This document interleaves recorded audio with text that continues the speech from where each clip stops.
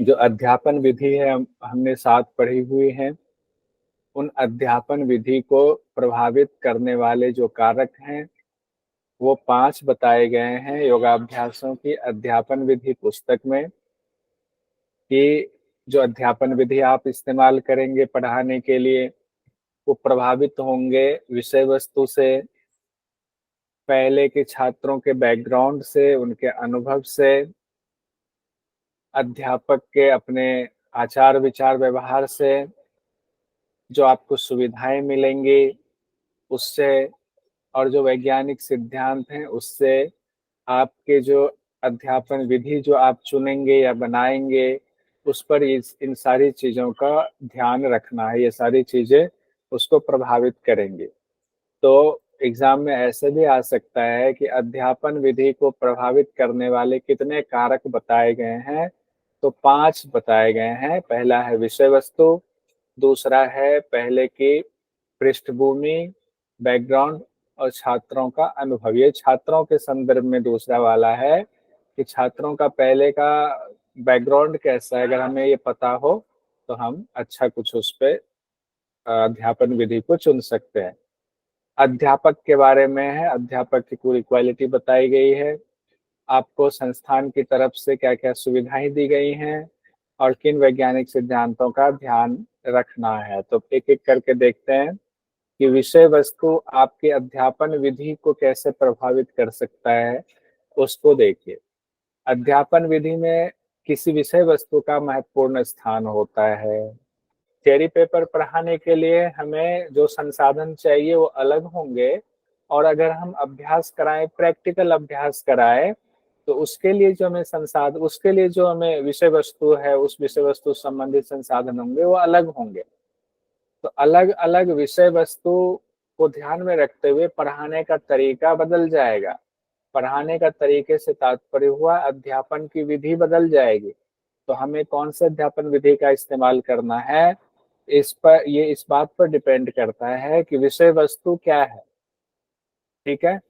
Health education के जो कौशल हैं उसके अध्यापन में जो विधियां इस्तेमाल की जाती हैं वो यौगिक अभ्यासों की विधियों से काफी मिलती जुलती होती है। क्योंकि यौगिक अभ्यास क्या है, अभी जनरली हम ये मान लेते हैं कि हेल्थ से ही सिर्फ रिलेटेड है। तो इस वजह से इसके जो, चूंकि हेल्थ वाली क्रिया हम ज्यादा करते हैं और बाद में हमारा ध्यान पर आता है, उसको अभ्यास लोग कम ही करते हैं, कम मतलब ज्यादातर लोग हेल्थ पर ही ध्यान देकर चलते हैं। तो इसीलिए हेल्थ एजुकेशन में जिन विधियों का इस्तेमाल किया जाता है, तो यौगिक अभ्यास में भी उन्हीं विधियों का ज्यादातर इस्तेमाल किया जाता है। ये ध्यान रखेंगे कि कॉमन सी बात। दूसरी है, जो 5 हम लोगों ने देखा योगाभ्यासों के अध्यापन, जो 7 विधियां हैं उसको प्रभावित करने वाले 5 कारक हमने देखे।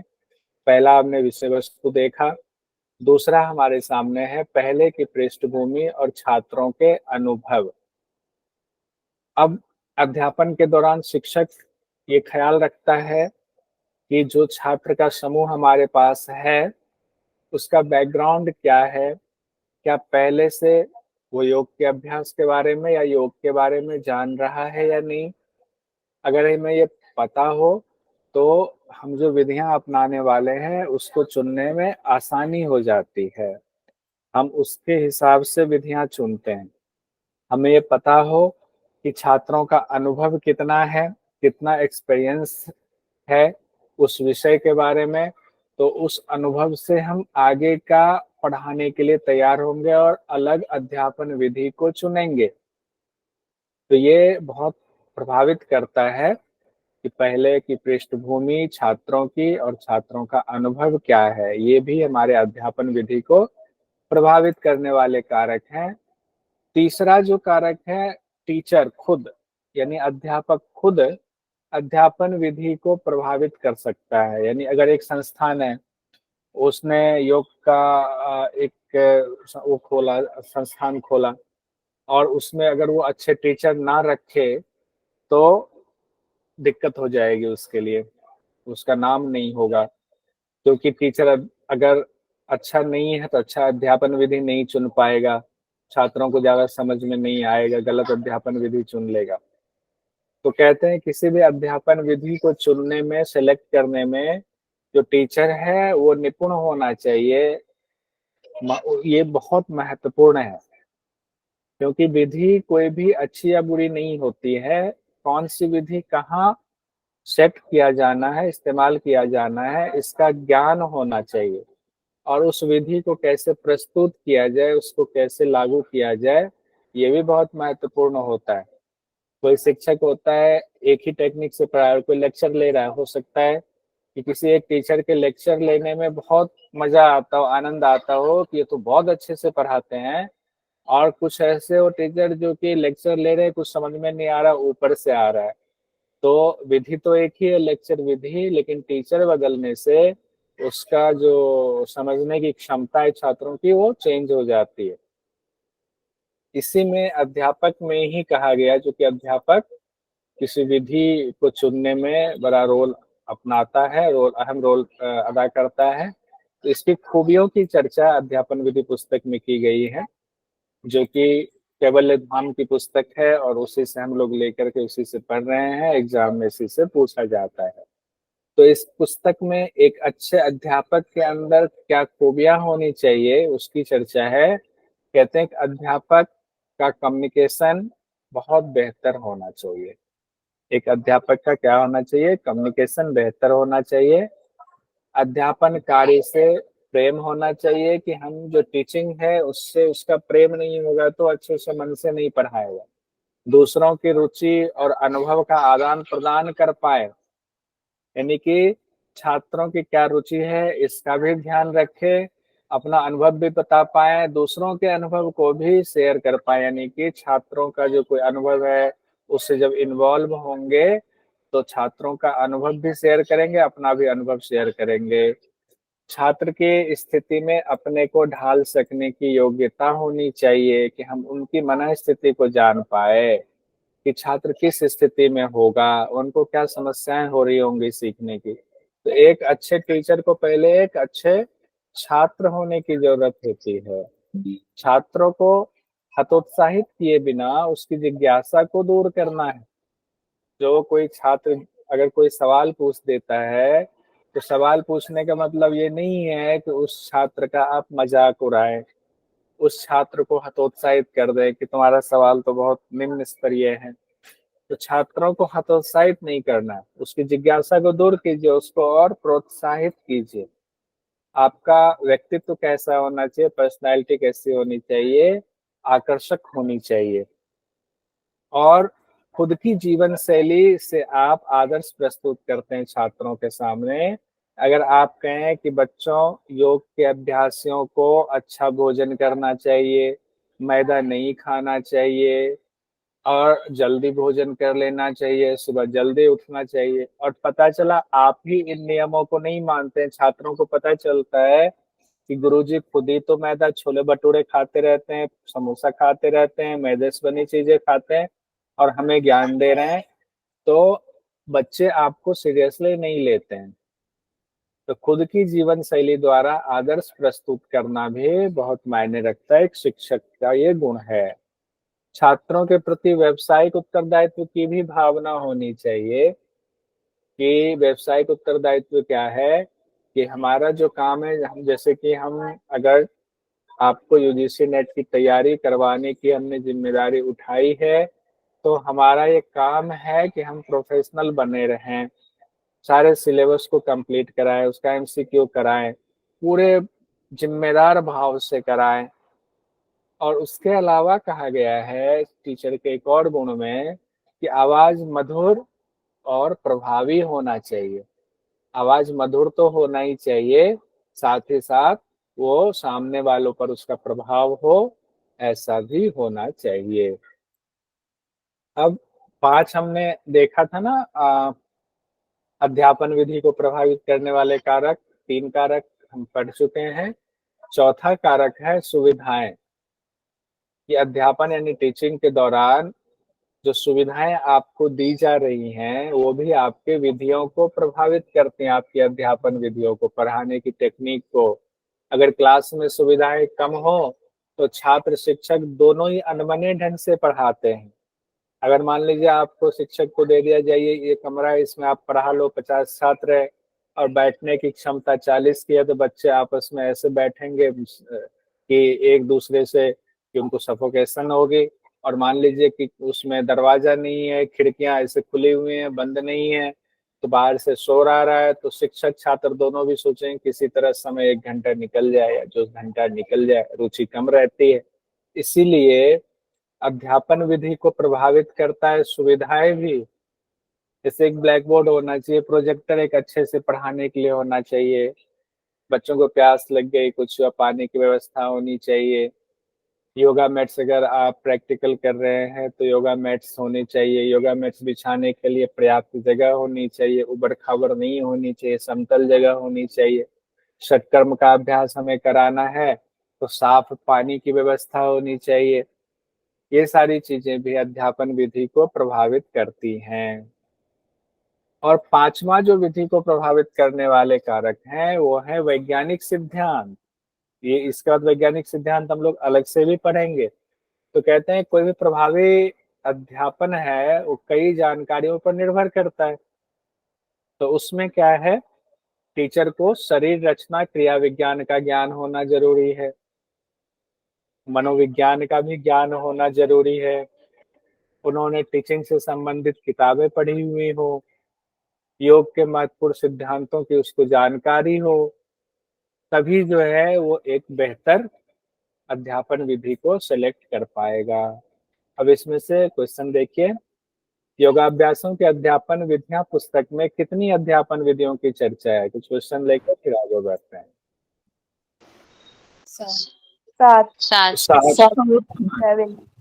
बहुत में 7 अध्यापन विधि है और ओवरऑल अध्यापन के 7 घटक बताए गए थे और अध्यापन विधियों को प्रभावित करने वाले कारण 5 बताए गए हैं। ये चीजें अभी याद कर लीजिए, बाद में याद करने की जरूरत क्या पड़ेगी, अभी याद हो गया। अध्यापन विधि को प्रभावित करने वाले कितने घटकों की चर्चा की गई है योगाभ्यासों के अध्यापन विधि?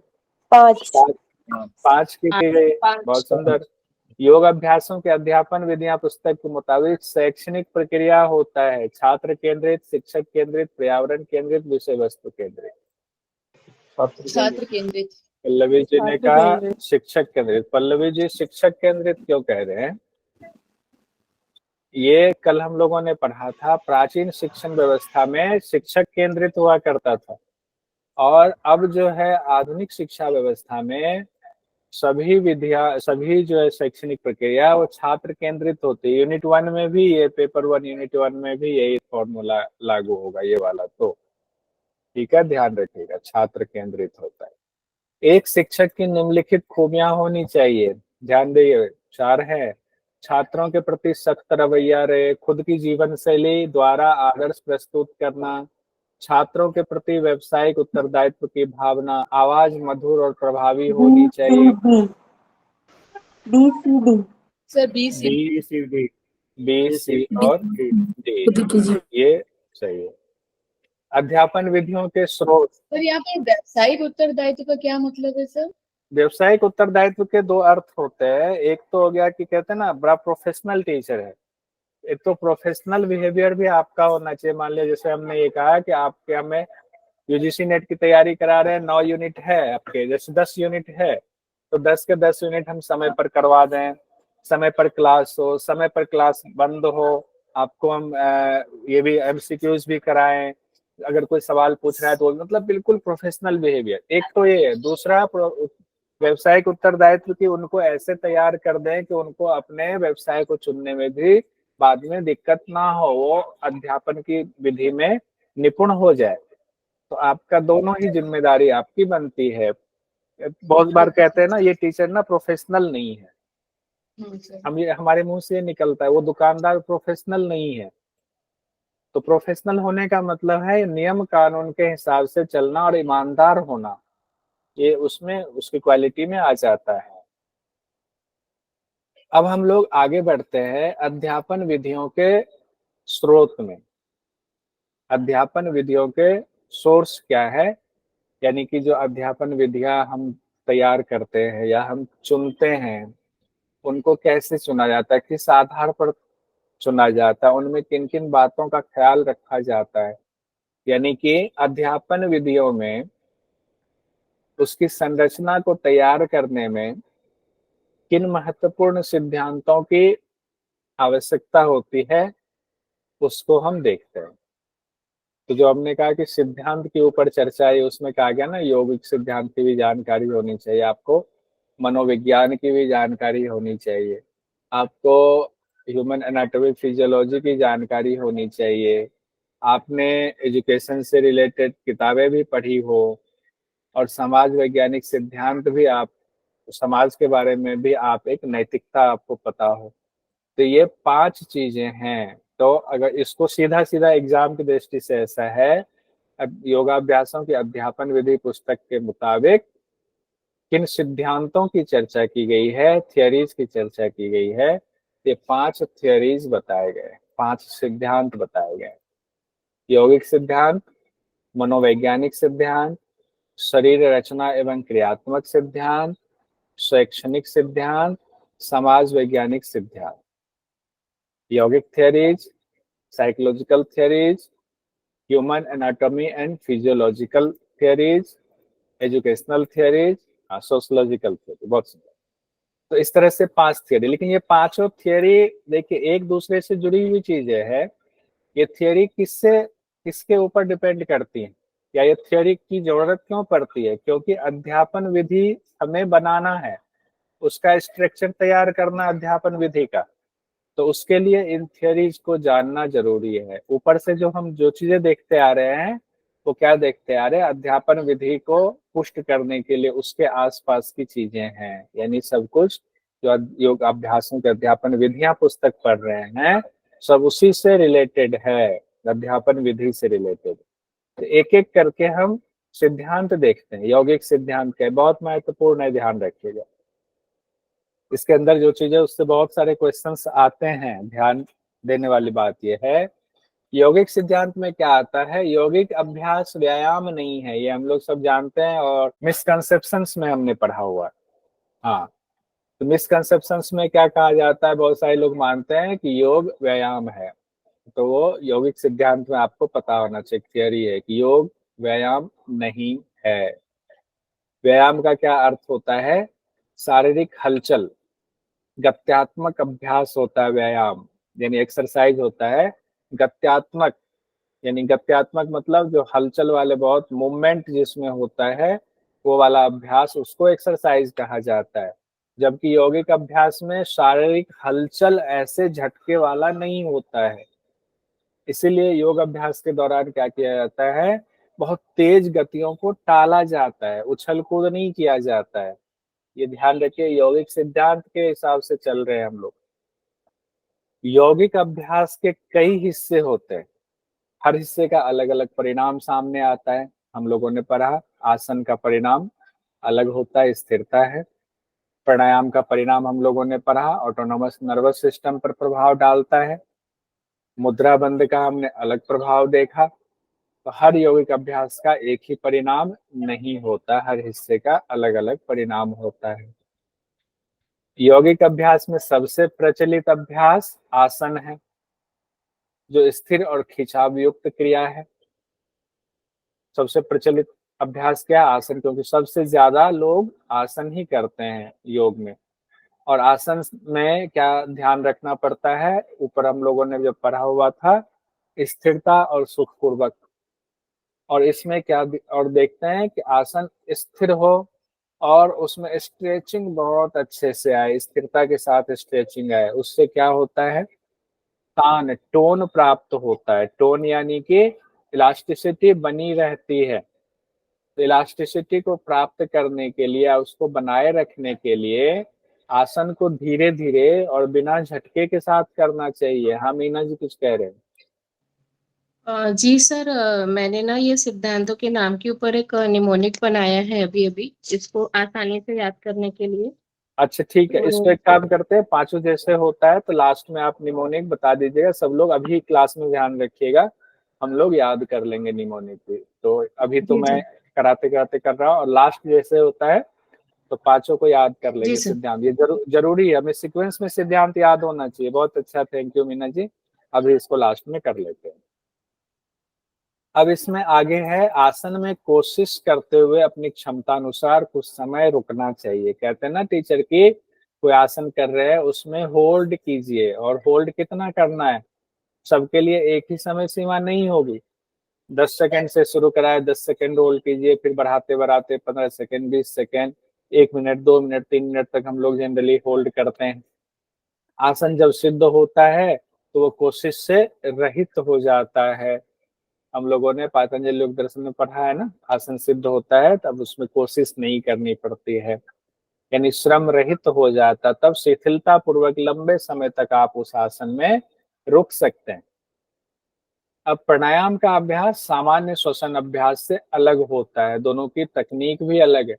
श्वसन की क्रिया तो बहुत जगहों पर आप जब जिम कर रहे होते हैं उस दौरान भी ब्रीदिंग का अभ्यास कराते हैं, लगातार कहते हैं कि मुंह से श्वास लो और छोड़ो, ठीक है, या नाक से लो मुंह से छोड़ो, उनका ब्रीदिंग का पैटर्न अलग होता है। लेकिन प्राणायाम क्या उसको बोलेंगे, क्योंकि श्वास की क्रिया तो हो रही नहीं होती है। श्वास हम लोगों ने देखा था पूरा कुंभक रेचक ये होना चाहिए, उसमें भी बैलेंस्ड होना चाहिए, अपने नियंत्रण में होना चाहिए।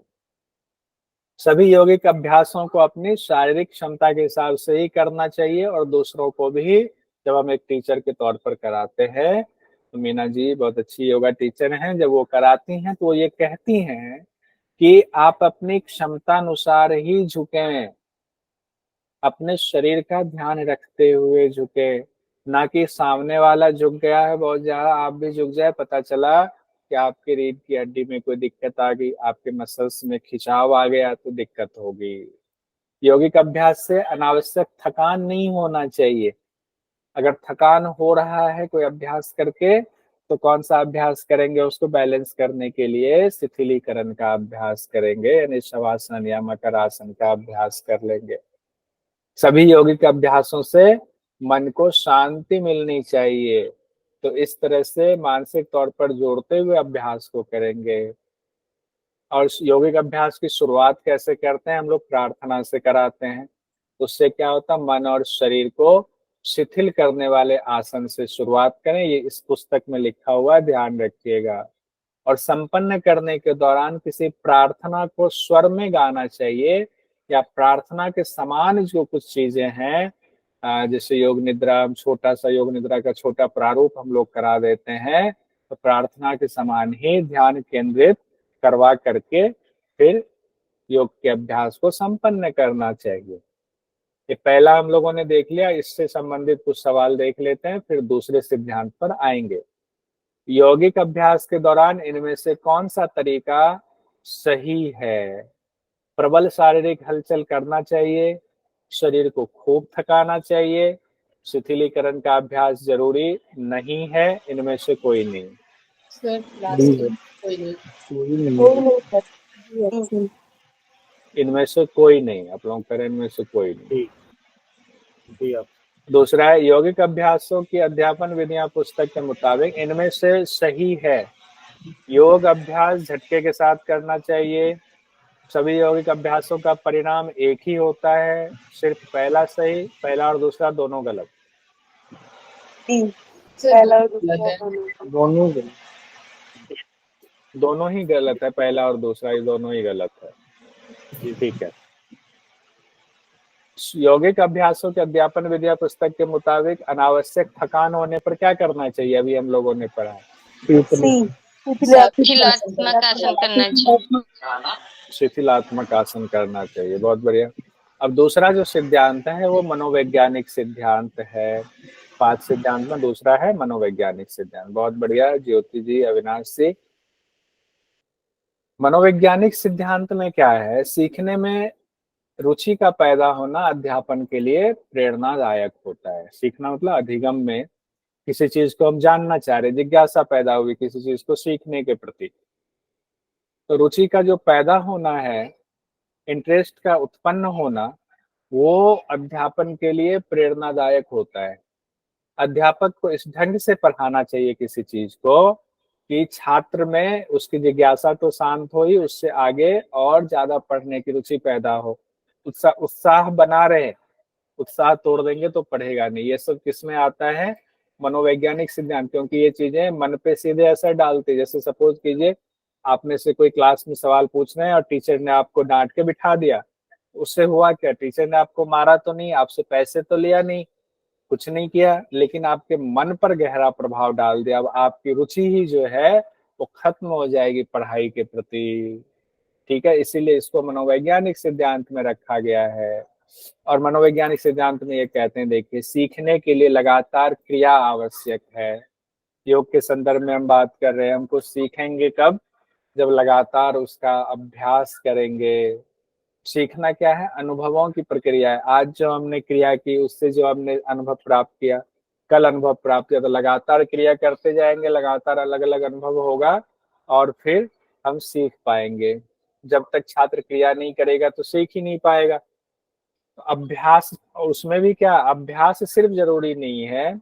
आज आपने अभ्यास किया किसी चीज का, उसमें 2 गलतियां 3 गलतियां हुई, कल अभ्यास करेंगे तो एक गलती कम होगी, परसों अभ्यास करेंगे एक और गलती कम होगी, और जब आपकी सिद्धि प्राप्त होगी तो एक भी गलती आप नहीं करेंगे। तो कहा गया है कि सिर्फ अभ्यास जरूरी नहीं है, उस अवस्था तक पहुंचना है जहां अभ्यास में गलतियां खत्म हो जाए, दोष रहित अभ्यास हो जाए।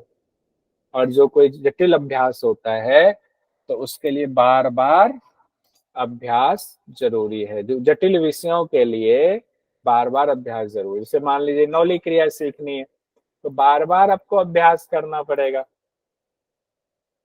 सीखने का आधार तंत्रिका से संबंधित है, इसीलिए तंत्रिका पेशीय सामंजस्य, न्यूरो मस्कुलर कोऑर्डिनेशन बहुत जरूरी होता है। बिना न्यूरो मस्कुलर कोऑर्डिनेशन के मोटर नर्व्स जो है वो आपका ठीक से काम नहीं करता है। आगे आपका कौशलों का, आपके अंदर जो क्वालिटी स्किल्स हैं उसका डेवलपमेंट नहीं होता है। तो न्यूरो मस्कुलर सामंजस्य जरूरी है, न्यूरो मस्कुलर कोऑर्डिनेशन जरूरी है। और क्या है दूसरे सिद्धांत में? सीखने वाली विषय वस्तु छात्र के अनुभव क्षेत्र और क्षमता के अंदर होनी चाहिए। अब ऐसा भी नहीं होना चाहिए कि हम 50 साल के हैं, हमने कभी योग नहीं किया, आज ही हमने योग शुरू किया और टीचर कह दे 2 दिन में शीर्षासन लगा के दिखाओ।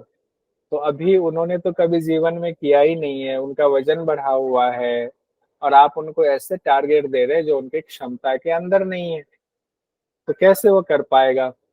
तो छात्र के अनुभव क्षेत्र और क्षमता के अंदर होना चाहिए विषय वस्तु, उसका जो चीजें वो सीखने वाला है। छात्र की क्षमता अलग अलग हो सकती है, सबको एक ही चीज नहीं सिखा सकते, एक ही तरीके से नहीं सिखा सकते, सबको सबसे एक जैसी ही उम्मीद नहीं कर सकते। सभी व्यक्ति एक गति से नहीं सीखते हैं।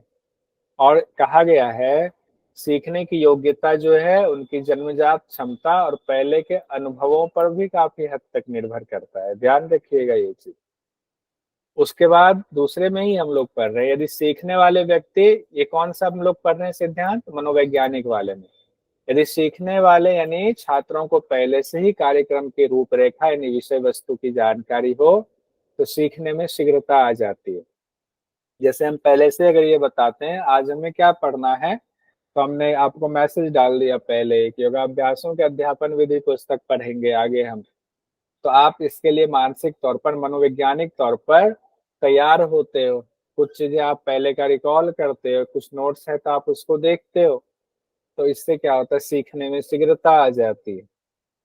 किसी यौगिक विषय वस्तु के नियमित अभ्यास से क्या होता है? आपको सुख और संतोष मिलता है, तो ये सीखने की प्रक्रिया में मददगार होता है। अगर आपके अंदर संतुष्टि का भाव आता है, आपको अच्छा लगता है पढ़ करके, तो ये और आपके आगे जो और आप पढ़ने वाले हैं उसमें ये लर्निंग प्रोसेस में मदद करता है।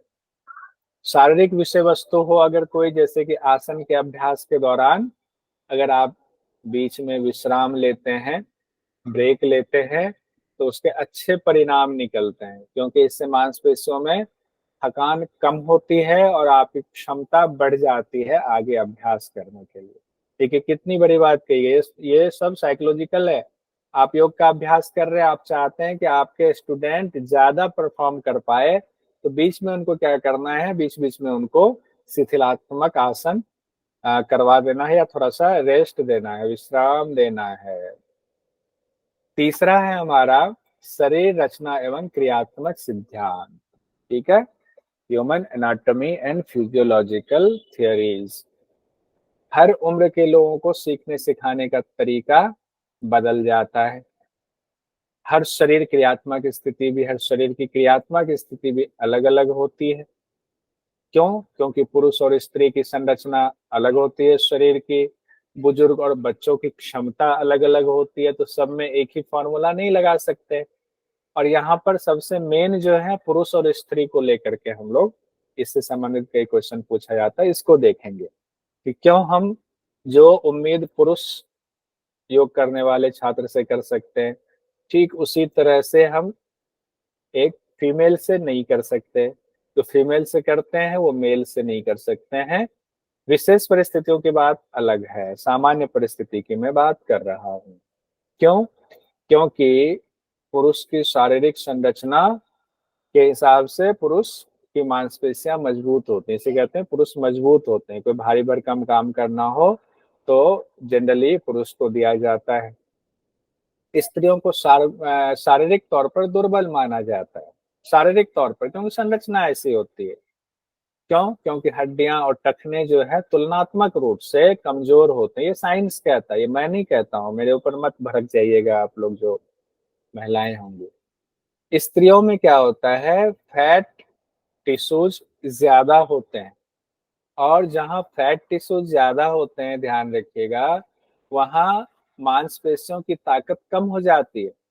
जहां फैट टिश्यूज कम होते हैं वहां मांसपेशियों की ताकत बढ़ जाती है। तब देख रहे हैं पुरुष मजबूत क्यों होते हैं, क्योंकि उसमें फैट कम होता है, इसीलिए ऐसा ये शारीरिक संरचना के हिसाब से साइंटिफिक ये तुलना की गई है। अब इसमें एग्जाम की दृष्टि से देखिए, पेशियों का भार संपूर्ण शरीर के भार का 41.8% होता है, किसमें? पुरुषों में। ये एक आदर्श स्थिति बताई गई है कि जनरली जो पुरुषों में पेशियों का भार होता है वो शरीर के भार का 41.8% होता है। पेशियों मतलब मसल्स का जो, और स्त्रियों में जो मसल्स का भार होता है वो कितना होता है? 35.8% होता है। बहुत रिसर्च के बाद ये चीजें निकली हुई हैं, तो ये याद रखें, एग्जाम में ये पूछा जाएगा कि पुरुषों में मांसपेशियों का भार कितना परसेंट होता है, ओवरऑल एक औसत कितना होता है, तो 41.8%।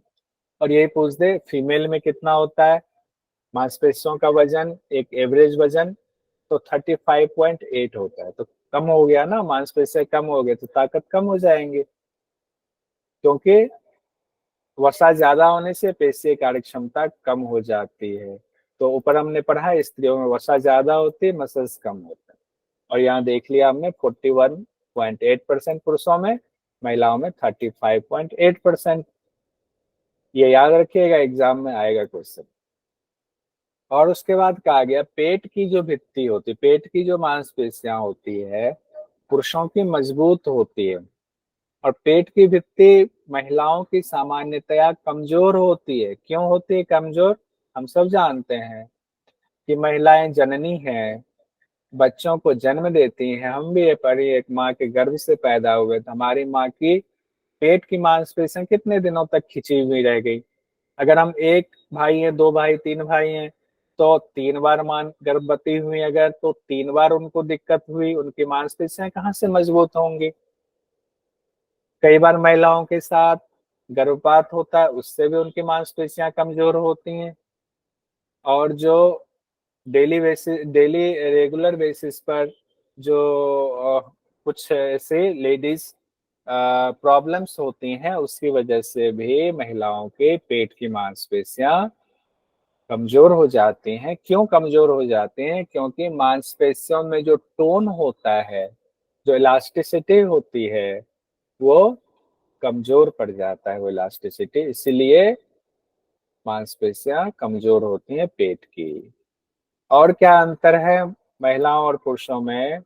शारीरिक बनावट में भी अंतर और क्या क्या है, जैसे कि वक्षस्थल और कमर चौड़ा होता है। किसका? पुरुषों का। किसके मुकाबले? महिलाओं के मुकाबले। तो इससे भी शारीरिक क्रिया पर प्रभाव पड़ता है।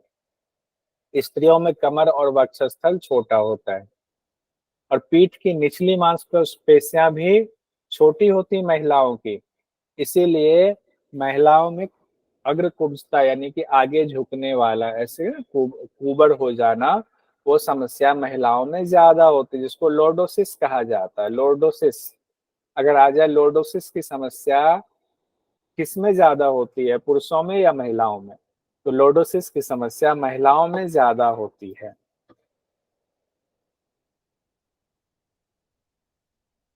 क्यों होती है? क्योंकि पीठ के नीचे वाली जो मांसपेशियां होती हैं वो छोटी होती हैं।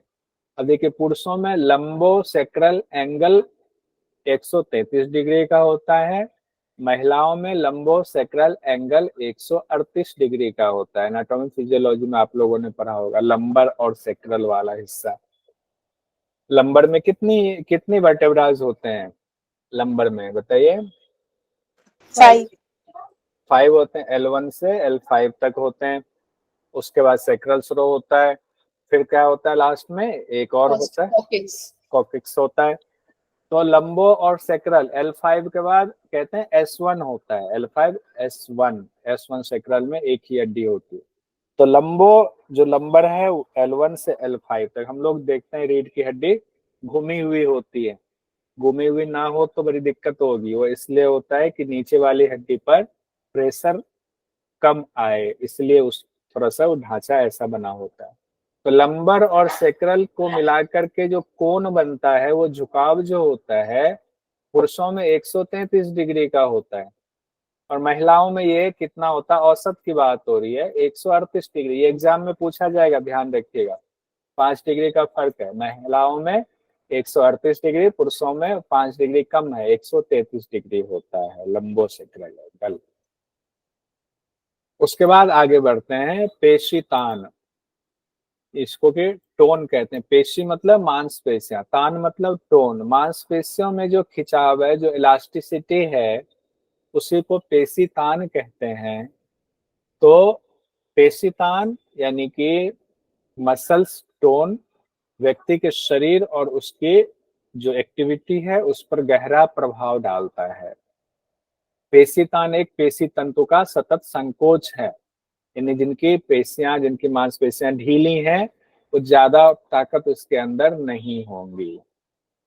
तो इसीलिए अब क्या करना है, हमें अपने पेशी तान को, मसल टोन को बरकरार रखना है। तो क्या करेंगे? आसनों का अभ्यास करना है। इसमें शिथिलीकरण का भी महत्वपूर्ण स्थान है, क्योंकि आसन आ गया तो उसमें शिथिलीकरण का महत्वपूर्ण स्थान होगा। पेट की मांसपेशियां पेट के अंगों को अपने स्थान पर बनाए रखने में महत्वपूर्ण भूमिका निभाती है। पेट की मांसपेशियां हैं तो अंदर छोटी आंत बड़ी आंत है, उसको रोक कर रखता है। इसलिए पेट की मांसपेशियों के अंदर भी टोन रहना चाहिए, इसीलिए उसका टोन रहना बहुत जरूरी है। लंबे समय तक अगर हम निष्क्रिय रहते हैं, मान लीजिए किसी की तबीयत खराब हो गई, महीने 2 महीने 3 महीने उनको बिस्तर पे लेटना पड़ गया, तो उनकी जो है शारीरिक कार्य क्षमता कम हो जाती है। तो मसल्स भी जो है उसमें कमजोर होने लगता है, क्योंकि श्रम नहीं हुआ। तो मसल्स टोन, पेशीय मसल्स की जो कार्य क्षमता है वो कमजोर होने लगती है, नष्ट होने लगती है। तो बाद में फिर कैसे उसको रिकवर करना है? श्रम युक्त यौगिक अभ्यास के द्वारा, लेकिन धीरे धीरे सावधानी पूर्वक यौगिक अभ्यास आप शुरू कीजिए। पहले में थोड़ा थोड़ा, फिर उसको बढ़ाते जाएंगे, तो फिर दोबारा से आप अपने मसल्स की कार्य क्षमता को प्राप्त कर सकते हैं। उसके बाद कहा गया, किसी खास पेशियों के कार्य करने पर थकान सिर्फ उस पेशी तक सीमित नहीं रहता है। कि आप सोचें कि हमने सिर्फ हाथ वाली एक्सरसाइज की तो सिर्फ हाथ तक ही थकान हो रही है, ऐसा नहीं होता है। क्योंकि एक दूसरे से मांसपेशियां जुड़ी हुई हैं, हमारे नस नाड़ियां जुड़ी हुई हैं, तो एक अभ्यास का असर दूसरे अंगों पर भी होता है। इसीलिए यौगिक अभ्यास के बाद शिथिलीकरण का अभ्यास जरूरी होता है पूरे शरीर के लिए। शरीर में संतुलन बनाए रखने के लिए मांसपेशियों में कोऑर्डिनेशन जरूरी है, समन्वय जरूरी है, संतुलन वाला बहुत जरूरी है। यहाँ से एग्जाम में सवाल आता है। कान में क्या होता है, अर्धचंद्राकार नली होती है एक, और वो नली स्वस्थ रहे, अच्छे से काम करे, ये जरूरी है, नहीं तो आपको चक्कर आने लग जाएगा।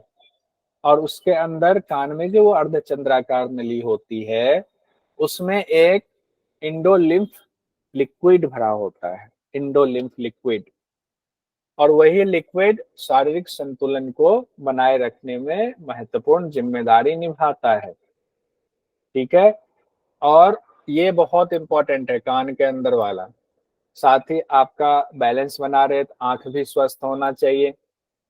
स्किन पे जो आपके संग्राहक हैं, जो जिसको कहते हैं कि संवेदनाओं को ग्रहण करने वाले जो संग्राहक हैं, उसका भी स्वस्थ होना जरूरी है। आपके जो लिगामेंट्स हैं, एक दूसरे बॉडी को के मसल्स को जिसने जोड़ के रखा हुआ, लिगामेंट्स का स्वस्थ होना जरूरी है। अगर लिगामेंट स्वस्थ नहीं है तो आपका बैलेंस बिगड़ जाएगा। किसी भी क्रिया में, यौगिक क्रिया में सरलता और दक्षता के लिए न्यूनतम ऊर्जा की खपत होनी चाहिए। न्यूनतम ऊर्जा मतलब आप अभ्यास कर रहे हैं, बहुत ज्यादा आपके थकान हो रही है, ठीक नहीं है, ऊर्जा बहुत ज्यादा खपत नहीं होनी चाहिए। यानी अभ्यास ज्यादा, ऊर्जा की खपत कम, यही आदर्श स्थिति है। तो कहा गया तेज शारीरिक गतिविधि कोई करते हैं उसमें ज्यादा एनर्जी हमारी वेस्ट होती है, स्थिर क्रियाएं करते हैं तो कम ऊर्जा खपत होती है। और आगे कहा गया है तेज गतिशील और झटकों से युक्त क्रियाओं को करते समय शरीर में गर्मी उत्पन्न होती है, जो यौगिक सिद्धांतों के खिलाफ है।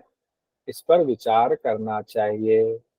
एक और महत्वपूर्ण चीज है, शरीर का गुरुत्वाकर्षण केंद्र महिलाओं में पुरुषों की अपेक्षा कुछ नीचे होता है, इसलिए स्थिरता और संतुलन वाले अभ्यास में इस तथ्य का ध्यान रखना चाहिए। गुरुत्वाकर्षण केंद्र क्या होता है, नाभि से जनरली जेंट्स के लिए कहा जाता है 1 इंच नीचे होता है जेंट्स में, महिलाओं में थोड़ा और नीचे होता है। ये आपके बॉडी संतुलन को बनाने में बहुत महत्वपूर्ण भूमिका निभाता है। 3 हम लोग पढ़ चुके हैं, अब हम पढ़ रहे हैं चौथा। 3 कौन सा पढ़ चुके हैं, कोई बताएंगे? सर यौगिक सिद्धांत, मनोवैज्ञानिक सिद्धांत, शरीर रचना एवं क्रियात्मक रचना एवं क्रियात्मक सिद्धांत। बहुत बढ़िया। मानसी गहलोत जी बताइएगा जरा। यौगिक सिद्धांत, मनोवैज्ञानिक सिद्धांत, शरीर रचना एवं शरीर क्रियात्मक सिद्धांत। बहुत बढ़िया। ये तो चौथा सिद्धांत अब हम पढ़ने जा रहे हैं। अब आते हैं शैक्षणिक सिद्धांत में। शैक्षणिक सिद्धांत में ये चीजें आपने पहले पढ़ी हुई हैं तो ये और आसान हो जाएगा आपको याद रखना। कहते हैं कि सीखने के दौरान जब आप सीख रहे होते, जैसे अभी आप सीखने के लिए बैठे हुए हो, तो इसमें आपके बहुत सारे इंद्रियां कार्य कर रही हैं। आंख खुला हुआ है, कान खुला हुआ है, नाक का इस्तेमाल तो नहीं लेकिन नाक खुला हुआ है, जीभ है, त्वचा है। तो ये अभी भले ही आंख और कान का ही सिर्फ आप इस्तेमाल कर रहे हैं, लेकिन बहुत सारे अभ्यास ऐसे होते हैं सीखने के दौरान जिसमें नाक, जीभ, त्वचा सबका इस्तेमाल होता है। खास करके जब आप क्रियात्मक अभ्यास करते हैं तो आंख कान तो खुला होना चाहिए। आपकी जो नाक में ब्रीदिंग का अभ्यास कर रहे हैं तो नाक का भी इस्तेमाल हो रहा है। आपका त्वचा पर कहाँ प्रभाव पड़ रहा है, मसल्स पे स्ट्रेचिंग कहाँ हो रही है, त्वचा पे पता चलता है। तो ये सारी चीजें इन्वॉल्व होती हैं। तो कहा गया सीखने के दौरान रिसेप्टर्स होते हैं जिसको संग्राहक कहते हैं, उनके द्वारा प्राप्त प्रभावों पर निर्भर करता है क्या, अधिगम यानी सीखना। क्या निर्भर करता है, कहा गया आपकी जो 5 ज्ञानेंद्रियां जिसकी हम चर्चा कर रहे हैं वो आपके रिसेप्टर्स हैं, संग्राहक हैं। यानी कि सीखने के दौरान देखिए आपके 5 सिपाही आपके शरीर में हैं, 5 ज्ञानेंद्रियां आपके सिपाही हैं। तो जिसकी ज्यादा ज्ञानेंद्रियां जागी रहेंगी वो ज्यादा सीखेगा। कहते हैं ना, एक आदमी 4 लोगों को लेकर जा रहा है पानी भरने, एक 2 लोगों को। अब चारों आदमी के पास बराबर बराबर जो है वो डब्बा है, दूसरे जो 2 लोग लेकर गए उनके पास बराबर बराबर डब्बा है। कौन ज्यादा पानी लेकर आएगा, जिनके पास ज्यादा डब्बा है। तो ज्यादा जिनकी ज्ञानेंद्रियां इस्तेमाल जो करता है पढ़ाई में सीखने के दौरान, वो ज्यादा सीखता है। इसीलिए ये बहुत बड़ी थियरी है, शिक्षण की थियरी है, टीचिंग मेथड्स की थियरी है ये, कि सीखने के लिए अधिक से अधिक ज्ञानेंद्रियों का, सेंस ऑर्गन्स का सहयोग लेना चाहिए। जितने सेंस ऑर्गन का इस्तेमाल करेंगे उतना ज्यादा सीख पाएंगे। इन पांचों में भी दृश्य और श्रव्य जो है, यानी देखने और सुनने वाली जो हमारी ज्ञानेंद्रियां हैं, सेंस ऑर्गन है, उसका रोल सबसे ज्यादा होता है। और योग में क्या होता है, अधिगम यानी सीखने के दौरान मानसिक के साथ साथ शारीरिक पक्ष सक्रिय रूप से समाहित होता है। तो योग में जब क्रियात्मक अभ्यास करते हैं तब तो कई साधन का इस्तेमाल हो जाता है, कई ज्ञानेंद्रियों का इस्तेमाल, सेंस ऑर्गन का इस्तेमाल करना पड़ता है। तो सबसे प्रभावी जो साधन है, थियरी में क्या होगा, दृश्य और श्रव्य सबसे इंपॉर्टेंट साधन है, लेकिन शारीरिक अभ्यास को सीखने के दौरान दृश्य और प्रदर्शन सबसे प्रभावी साधन होता है। यानी कि देख रहे हैं और फिर हम उसका डेमोन्स्ट्रेशन कर रहे हैं। लेकिन बाकी ज्ञानेंद्रियों की, बाकी सेंस ऑर्गन की भूमिका कम नहीं होती है, ये भले ही इंपॉर्टेंट है, बाकी की भी भूमिका रहती है। यौगिक अभ्यास के शुरुआती अवस्था में बार बार अभ्यास आवश्यक होता है। कहते हैं ओवर लर्निंग, ओवर लर्निंग मत करो, कहते ओवर किसी चीज की मत करो, लेकिन जब शुरुआत आप कर रहे हैं यौगिक अभ्यास का, तो ओवर लर्निंग जरूरी है। किसी अभ्यास को बार बार करना, बार बार करना, तो आपका शरीर भी तैयार होता है, मन भी तैयार होता है, आप सीख जाते हैं उसको। तब उसमें जो क्या रिजल्ट उसका प्राप्त होता है, आपका अभ्यास शुद्ध हो जाता है, निर्दोष हो जाता है, मतलब कि कहते हैं ना, गलतियों से रहित हो जाता है, फिर गलतियां आप नहीं करते हैं। उसके बाद कहा गया अधिगम यानी सीखने के दौरान निर्देश का अहम रोल होता है। क्या उसका निर्देश का रोल होता है, उसको अगर 3 पार्ट में बांटे, तो कल भी हम लोग चर्चा कर रहे थे कि यौगिक कार्य जब हम शुरू कर रहे हैं उससे पहले एक बार निर्देश दिया जाता है। एक बार निर्देश, जब कोई यौगिक डेमोन्स्ट्रेशन हम कर रहे हैं तो उसके साथ साथ निर्देश दिया जाता है। और एक होता है जब डेमोन्स्ट्रेशन कंप्लीट हो गया तो उसके बाद उस डेमोन्स्ट्रेशन के बारे में बतलाना। ये 3 चीजें होती हैं, एक यौगिक कार्य से पहले के निर्देश, एक यौगिक कार्य करते समय दिए जाने वाले निर्देश, एक यौगिक कार्य के अंत में देने वाले निर्देश। ठीक है, और अंत वाला क्या होता है, एक्स्ट्रा सूचनाएं और जोड़ी जाती हैं, जो गलतियां हुई हैं उसमें सुधार के लिए निर्देश दिए जाते हैं। 3 चीजें होती हैं। यौगिक अभ्यास के दौरान क्या करना चाहिए, क्या नहीं करना चाहिए, इसका भी स्पष्ट निर्देश देना चाहिए। जैसा कि आप सभी योग शिक्षक हैं, जितने लोग मौजूद हैं अभी क्लास में, तो वो जरूर कहते हैं अपने स्टूडेंट से, देखो कि ये अभ्यास आप करना, ये मत करना, आगे मत झुकना, कमर में दर्द है तो पीछे झुकना है आपको, तो क्या करना चाहिए, क्या नहीं करना चाहिए, तभी उत्तम रिजल्ट सामने आएगा आपका। ये जरूरी है। अभ्यास के लिए पर्याप्त समय देना चाहिए। ये नहीं कि एक ही दिन में मयूरासन सीख जाएंगे, नहीं, आप लगाइए समय, पर्याप्त समय दीजिए, तभी सीखना प्रभावी होता है। उसके बाद कहा गया है सामूहिक कक्षा के दौरान अभ्यास के को 2 भागों में बांटना चाहिए, एक अनौपचारिक अभ्यास, एक पर्यवेक्षित अभ्यास। एक पर्यवेक्षण में अभ्यास, यानी कि टीचर देख रहे हैं, उनके के पर्यवेक्षण में अभ्यास हो रहा है, और एक अनौपचारिक अभ्यास है, आप हमने कह दिया ये अभ्यास सब लोग करो, 5 मिनट सब लोग अपनी अपनी प्रैक्टिस कर लें, फिर सब लोग एक साथ अभ्यास करेंगे, फिर मैं देखूंगा। थोड़ी देर हमने समय दे दिया सबको अलग से सीखने के लिए। इसी सिद्धांत में देखिए, ये बहुत इंपॉर्टेंट है, यहाँ से क्वेश्चन आता है। इसमें आता है प्रगमन का सिद्धांत।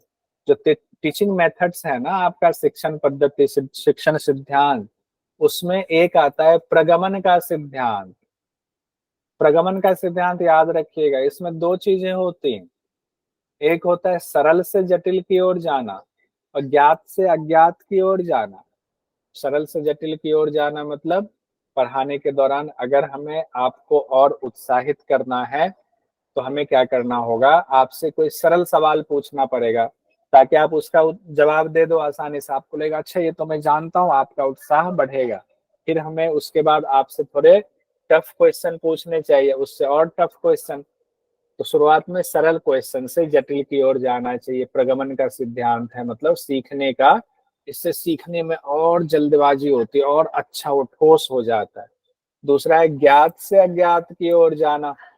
अगर किसी स्टूडेंट से ऐसे सवाल पूछ दें जो उसने कभी पढ़ा ही नहीं, सुना ही नहीं है, तो अज्ञात हो गया। वही सवाल पूछ दे, उसका मनोबल और टूट जाता है। 10 लोगों के सामने सवाल पूछ दिया, उसने जवाब नहीं दिया, अब लगा कि उसको कि मुझे तो कुछ आता ही नहीं है। लेकिन अगर ऐसे चीज पूछ दें जो उसको आता हो तो उसका उत्साह बढ़ता है। फिर उसके बाद धीरे धीरे हम ज्ञात चीज पहले उससे पूछेंगे, फिर हम उसको अज्ञात चीज के बारे में बताएंगे जो वो नहीं जानता। अच्छा आप ये जानते हो, अब देखो ये चीजें जो आप नहीं जानते थे बच्चों, वो बताता हूँ आपको।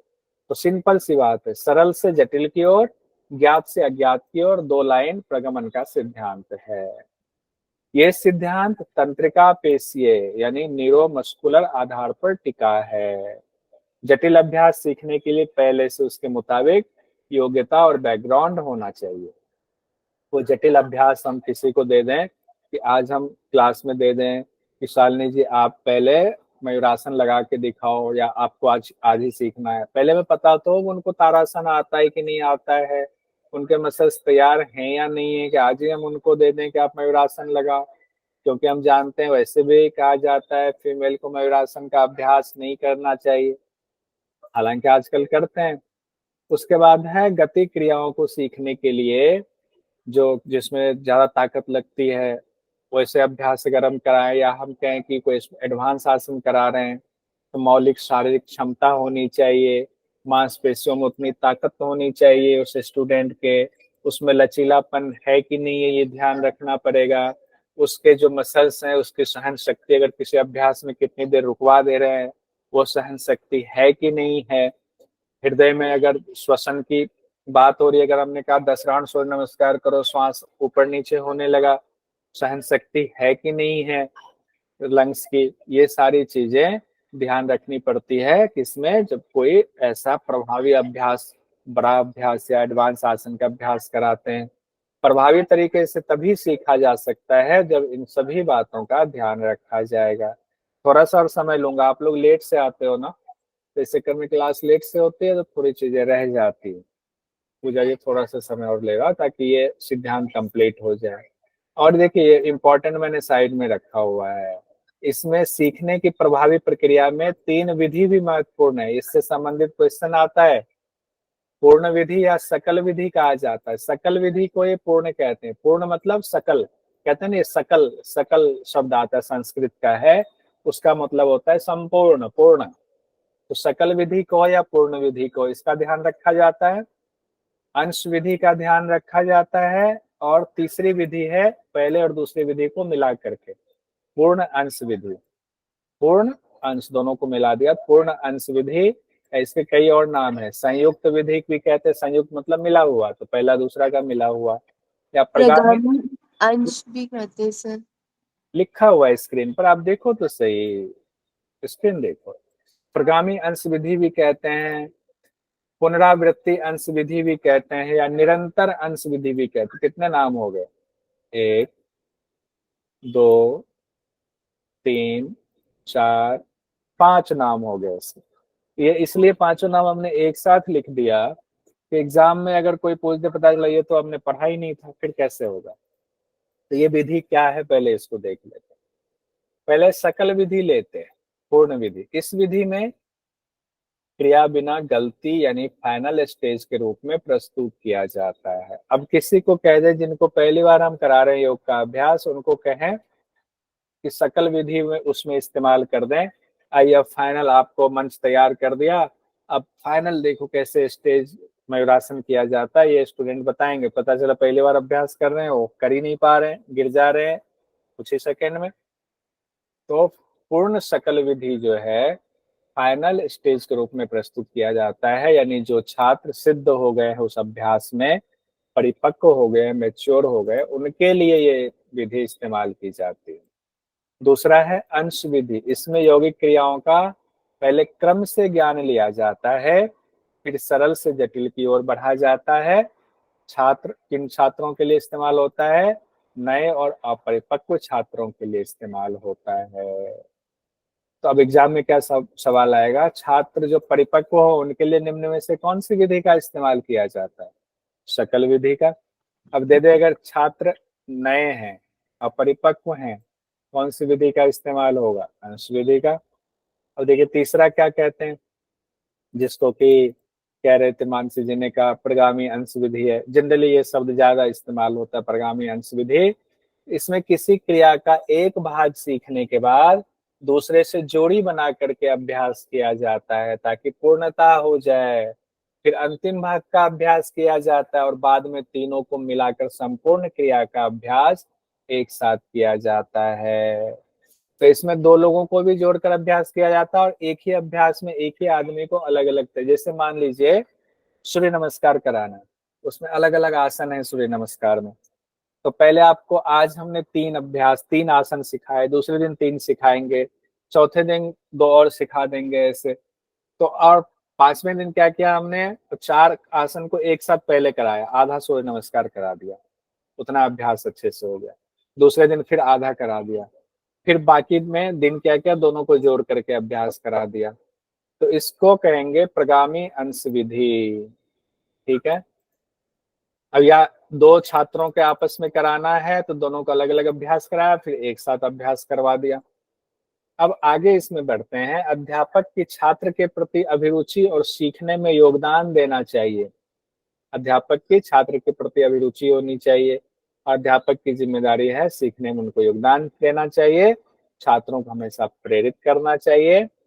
और अगर छात्र अच्छे से नहीं कर पा रहे हैं तो उनकी गलतियां जो है उसको सकारात्मक रूप से बताएंगे, उसको सुधार करेंगे उनकी गलतियों को। मूल्यांकन के द्वारा छात्रों को उसके सफलता असफलता का भी ज्ञान होना चाहिए, इसीलिए तो फीडबैक होता है, इसीलिए तो बीच बीच में टेस्ट होते हैं, एमसीक्यू हम लोग करते हैं। क्यों करते हैं? कि हमारे कितने नंबर आए, तो मैं कहता हूँ फिर से अभ्यास करो। आपकी सफलता असफलता का ज्ञान होना चाहिए, आपके सीखने में ये सीखने में आपके सीखने में ये मदद करता है।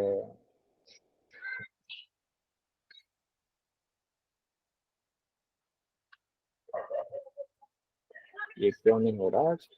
हाँ, त्रुटियों को सुधारा जाना जरूरी है, लेकिन एक ही समय में बहुत से सुधार करना छात्र को भ्रमित कर सकता है। आपकी गलतियां हैं और एक ही बार में सारी गलती बता दे, आप कंफ्यूज हो जाओगे कौन सी गलती याद रखे। उनको धीरे धीरे 2 गलती आज बताया, 2 गलती कल बताएंगे, 2 गलती आगे बताएंगे, जब उसको सुधार ले। और गलती भी कैसे बताएंगे? तो अध्यापक को ये होना चाहिए पहले बड़ी जो गलतियां हैं उसको बताएं, सकारात्मक सुधारों के द्वारा ही उन गलतियों को सुधारे। पहले बड़ी गलतियों को, बाद में छोटी छोटी गलतियों को। उसके बाद कहा गया है कि छात्रों को किसी यौगिक क्रिया से संबंधित प्रश्न पूछने के लिए उत्साहित करें, प्रोत्साहित करें। अपनी समस्या, उनकी कोई है समस्या को बताने के लिए उनको प्रेरित करें। और कोई छात्र अगर मामूली प्रश्न पूछ लेता है तो हतोत्साहित नहीं करेंगे, उनका मजाक नहीं उड़ाएंगे, बल्कि उनके सवाल का जवाब दे करके उनकी समस्या का समाधान करेंगे। अब ये क्वेश्चन देखिए, दिसंबर 2021 में पूछा गया। योगाभ्यासों के अध्यापन विधियां के अनुसार सरल से जटिल और ज्ञात से अज्ञात के संबंध हैं। मनोवैज्ञानिक सिद्धांत से, शैक्षणिक सिद्धांत से, समाज विज्ञानी सिद्धांत, योग सिद्धांत। कौन से पढ़ रहे थे वे हम लोग? शैक्षणिक सिद्धांत। शैक्षणिक सिद्धांत से। टीचिंग सिद्धांत, टीचिंग थ्योरीज को हम लोग पढ़ रहे थे। तो प्रगमन का सिद्धांत उसमें था ना, नाम उन्होंने प्रगमन का सिद्धांत नहीं दिया, उसकी दोनों चीजें दे दी, सरल से जटिल, ज्ञात से अज्ञात। 5वां और अंतिम है हमारा समाज वैज्ञानिक सिद्धांत। ये है यौगिक अभ्यास को सीखने के बाद व्यवसाय बहुत महत्वपूर्ण है कि हम योग को व्यवसाय के रूप में इस्तेमाल करेंगे या अपने व्यवसाय में योग का इस्तेमाल करेंगे। इससे सामाजिक व्यवहार में अपनाना उतना ही महत्वपूर्ण है जितना कि व्यवसाय में इस्तेमाल करना जरूरी है। कि अगर हमने सीखा है कि यम नियम का पालन करना है, दूसरों से कैसे व्यवहार करना है, योग में सीखा है, तो ये समाज में मान लीजिएगा आप आज को योगी नहीं बन पाए या योग को आपने व्यवसाय के रूप में इस्तेमाल नहीं किया, लेकिन उन गुणों को मत छोड़िए, क्योंकि वो गुण आपके व्यक्तित्व को बेहतर बनाएगा। समाज में आप रह रहे हैं उसमें योग का इस्तेमाल कीजिए। जैसा कि नीचे लिखा है, भले ही योग को आप व्यवसाय के रूप में ना अपनाएं, लेकिन इसके सिद्धांतों का अपने जीवन में उतारकर अपना व्यक्तित्व जरूर सुधार सकते हैं, समाज में योगदान दे सकते हैं, साथ ही अपने स्वास्थ्य की रक्षा कर सकते हैं, और हमारे जीवन में तब क्या होता है, सुख शांति आती है। ये कंप्लीट हो गया हमारा 5 सिद्धांत। कुछ क्वेश्चन देख लेते हैं। पुरुषों में पेशियों का भार शरीर का कितना प्रतिशत होता है? 41.8।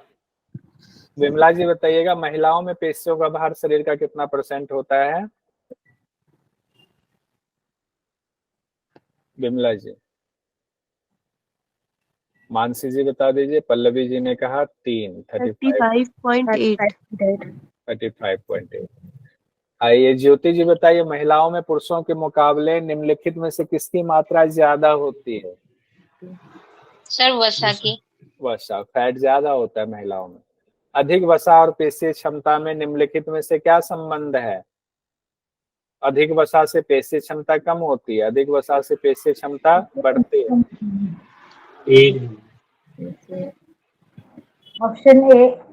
ऑप्शन 1 सही है। अगर फैट ज्यादा होगा तो मसल्स कैपेसिटी कम हो जाती है। किनकी पेट की मांसपेशियां कमजोर होती हैं? महिलाओं की। महिलाओं, कई उसके रीजन अभी हम लोगों ने पढ़े। पुरुषों में लंबोसेक्रल एंगल कितना होता है? 133। और महिलाओं में कितना होता है?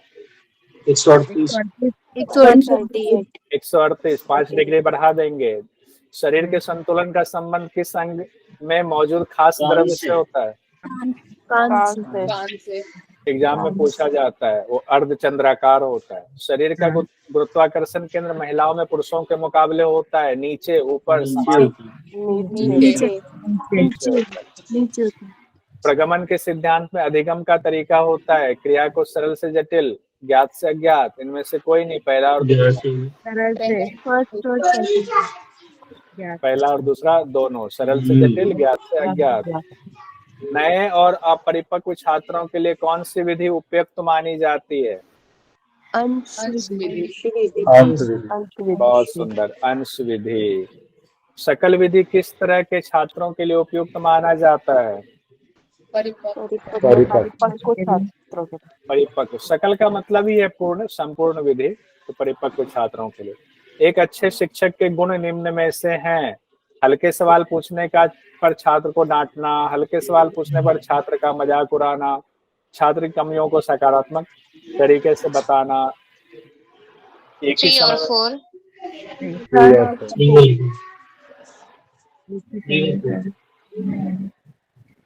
हाँ, 3 और 4 ये सही है।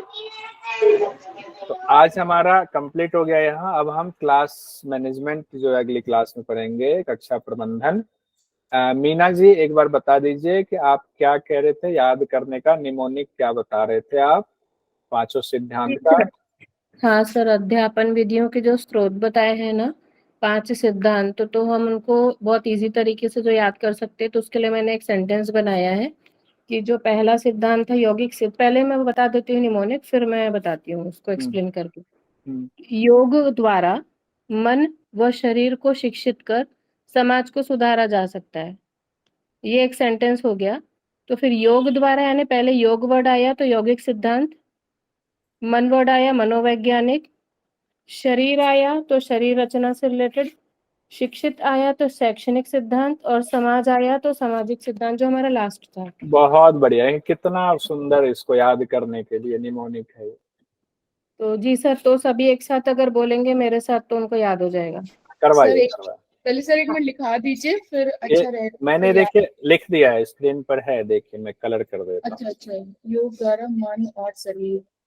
मैंने पहले मन इसलिए बोला क्योंकि यहाँ मनोवैज्ञानिक पहले है, तो इसलिए मैंने मन पहले लिखा कि योग द्वारा मन व शरीर को शिक्षित कर समाज को सुधारा जा सकता है। देखिए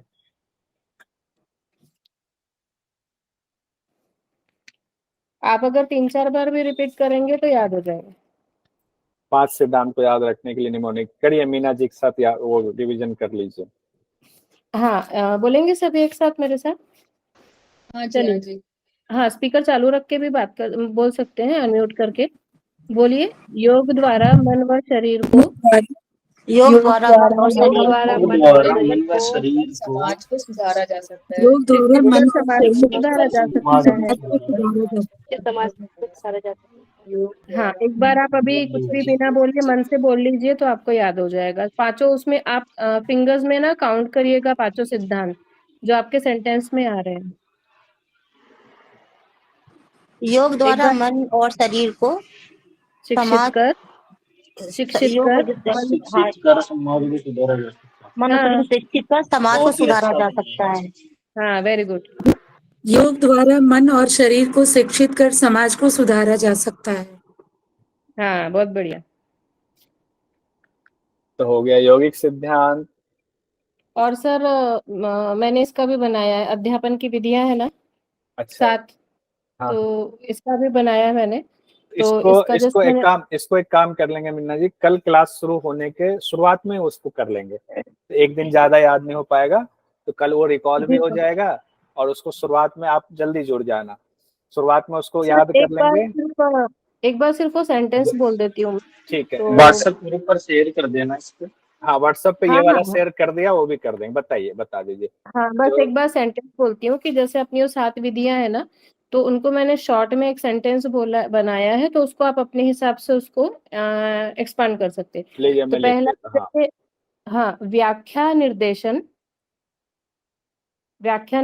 व्यक्ति व समूह को निर्देशित कर परियोजना का प्रदर्शन करे।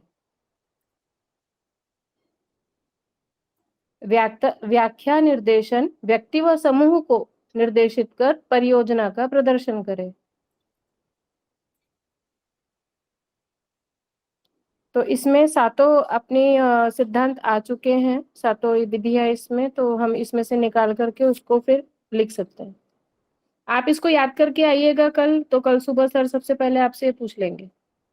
बहुत बढ़िया। देखिए इसको मैंने लिख लिया स्क्रीन पर, और ये मैं ग्रुप में डाल देता हूँ, याद करके रखिएगा। तो कल मीना जी इसको डिस्क्राइब करके आपको और याद करें। बहुत सुंदर। ऐसे ही आप में से बाकी लोग भी इनिशिएटिव लें।